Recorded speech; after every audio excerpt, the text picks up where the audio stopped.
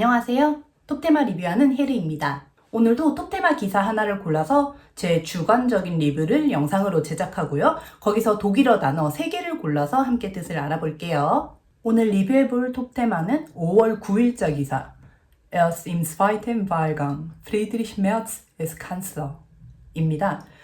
두 번째 투표에서야 프리드리히 메르츠가 총리로 선출됐다는 이야기죠. 일단 제목에서부터 뭔가 좀 쎄한 낌새가 있는 이 메르츠 형님의 이야기가 되겠습니다. 이 메르츠가 총리가 된 건 한 달 전이긴 한데 저희도 얼마 전 대통령 선거를 했었으니까 또 맞춰서 한번 정치적인 테마를 가져와 봤어요.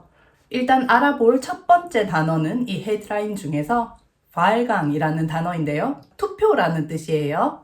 2025년 5월 6일 체데우 대표 프리드리히 메르츠가 독일 제10대 연방 총리로 선출됐습니다.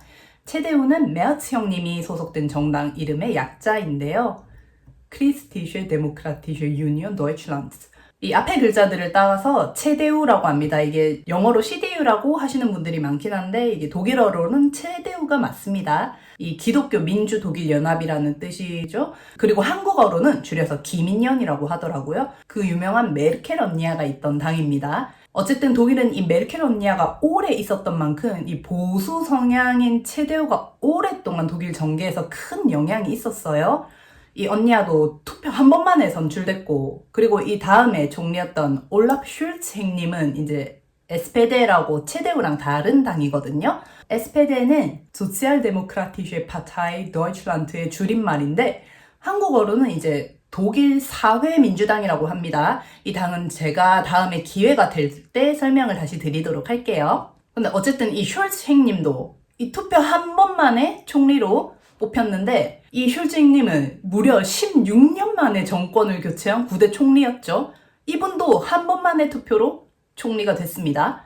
근데 이 10대 총리 후보가 딴 데도 아니고 체데우에서 나오는데 연방의회의 신임 투표를 통과를 못했어요. 이게 보여주기식이나 다름없는 투표인데 이걸 한 번만에 통과 못한 게 독일 역사상 처음 있는 일입니다. 결국 투표를 2번 해가지고 표를 얻은 메르츠가 이제 독일 10대 총리가 됐다는 게 오늘 기사의 내용이 되겠습니다. 이 기사들을 이제 무슨 일이 있었는지 이 기사들을 짧게 요약해 드릴게요. 이게 독일 법에 따르면 총리로 선출될 때 먼저 연방 의원들의 과반수 이상 지지를 받아야 됩니다. Grundgesetz braucht ein Kanzler zunächst die absolute Mehrheit der Abgeordneten im Bundestag.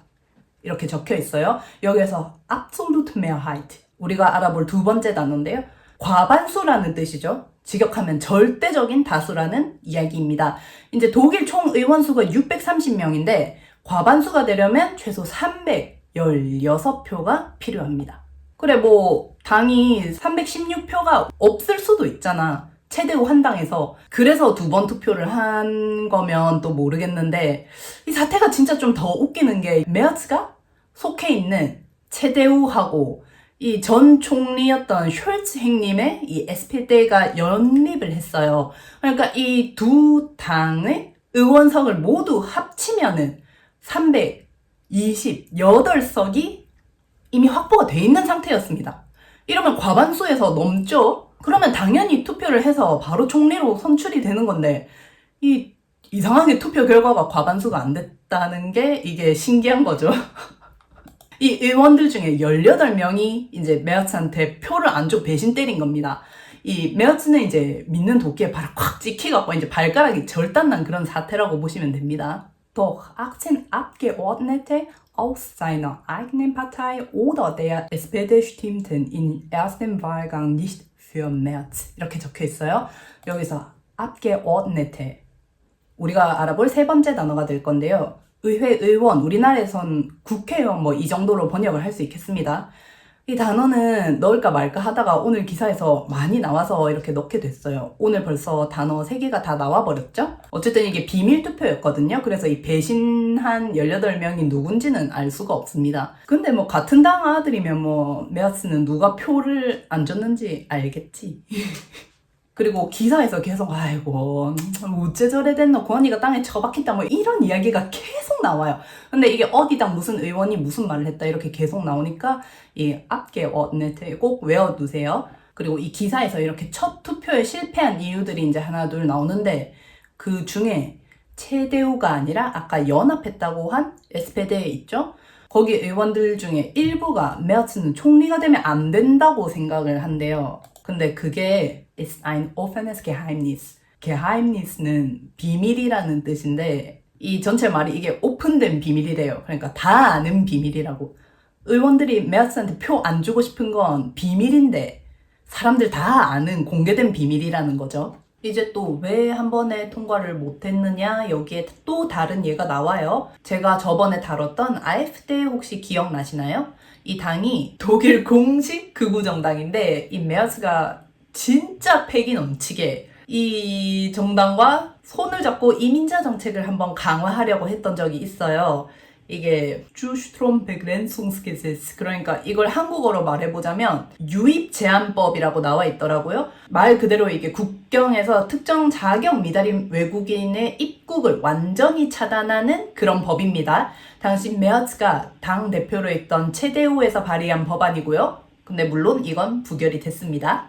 근데 이게 이 메르츠 행님이 이걸 통과시키려고 SPD, 그린에, CSU 뭐 이런 당들한테 막 이거 해줘 통과시켜줘 펴줘 막 이래 막 때를 쓰면서 니네가 안 해주면 내 AfD랑 손잡고 이거 표 바닥빈다 이렇게 협박 같은 압박을 시작한 적이 있어요. 근데 이게 나중에 진짜 AfD가 이 법이 참 좋네 이러면서 손을 잡아버린 거예요. 이게 한국으로 따지자면 이제 진보랑 보수가 손잡는 것도 좀 특이한데 진보 대표가 친일파 우익이랑 손을 잡은 거예요? 그러니까 예를 들자면요. 근데 그러면 국회의원들 성향이 어떻든 간에 이런 대표한테 신임을 줄 수 있겠습니까? 이러니까 이 독일에서도 의원들이 이 메르츠를 엄청 좋게 생각하고 있진 않은 것 같아요. 예를 들어서 메르켈 언니라던가 아니면 이 숄츠 총리도 봤을 때 항상 중립을 지키던 그런 느낌의 좀 양반 같은 그런 사람이었는데 제가 봤을 때 이 메르츠님은 약간 그런 류의 정치인은 아닌 것 같아요. 어쨌든 근데 아무리 이 패기가 넘치고 자기의 뜻을 참 잘 관찰하시는 그런 분위기긴 한데 그래도 아무리 이 총선의 표를 위해서라지만 AfD랑 연립을 할 거다 이런 말까지도 했었단 말이에요. 그러다가 이제 나중엔 AfD를 제외한 모든 당과 연합하겠다고 이렇게 말을 한번 바꾸기까지 했어요. 아이고 와 이라노 진짜.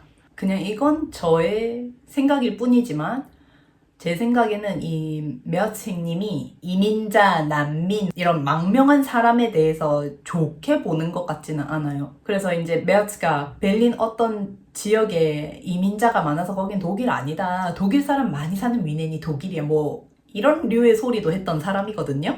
메르켈 언니랑 난민 문제에 대해서도 서로 대립하는 그런 관계였기도 했고요.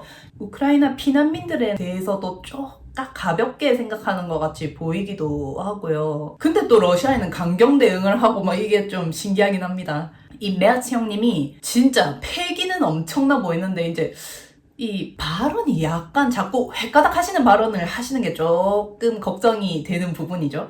그렇다고 막 이 행님이 완전 AfD처럼 막 선을 확확 넘어가는 그런 사람은 또 아니거든요. 제 생각에는 그냥 이 메르츠 행님이 그냥 부잣집 도련님이라서 이 생각이 굉장히 솔직하고 그리고 서민 비위를 맞출 생각이 없어요. 그런 대쪽 같은 사나이라서 저런 발언이 나오는 것 같아요. 그러니까 이 연립한 의원들도 표를 자꾸 안 주는 거야. 이렇게 하니까.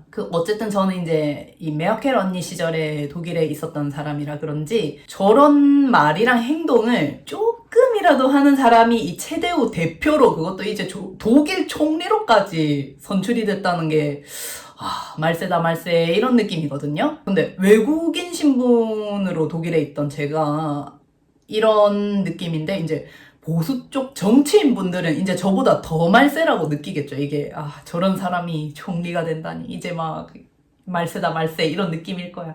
제가 20대 때는 약간 약간의 차별주의적인 말이라도 하면은 안 되는 거였어요.